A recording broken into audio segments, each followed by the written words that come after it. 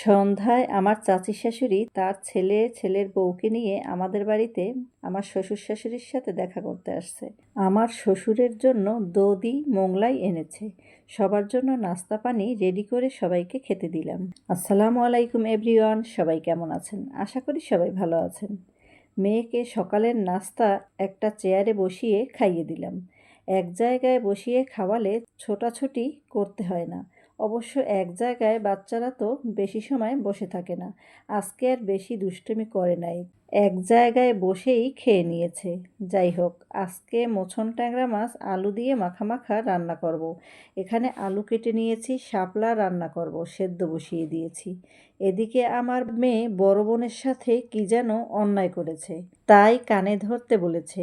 কানে ধরে কত অভিনয় করতেছে বোনকে মানিয়ে নেয়ার জন্য, কিন্তু বোনের রাগ তো কমছে না। বোনকে হাসানোর জন্য অনেক চেষ্টা চলতেছে। অবশেষে বোনের রাগ এদিকে আমার রান্না বান্না হয়ে গেছে। 2টা কাঁচকলা সেদ্ধ দিয়েছিলাম, এখন ভর্তা করে নেব। ভর্তা করার জন্য একটা পেঁয়াজ, 2 কোয়া রসুন, একটু ধনিয়াপাতা আর 4টা শুকনো মরিচ দিয়ে ভর্তা করে নেব। ভর্তা করার জন্য সব কিছু পাটায় নিয়ে এবার পিষে নেব। আমার মেয়ে পাশে বসে বিড়ালের মতো বারবার পাটায় হাত দিতেছে। বুঝিয়ে বলার পর পাশে বসে বসে ভর্তা বানানো দেখতেছিল।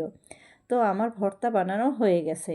আমার শ্বশুর শাশুড়িকে খেতে দিয়ে রান্নাঘরটা পরিষ্কার করে নিলাম।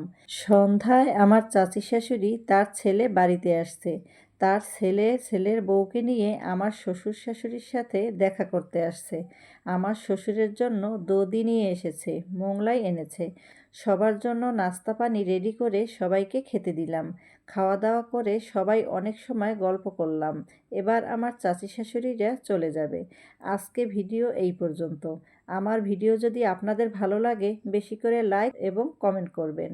আর আমার চ্যানেলে যারা নতুন তারা অবশ্যই চ্যানেলটিকে সাবস্ক্রাইব করে রাখবেন। আল্লাহ হাফেজ।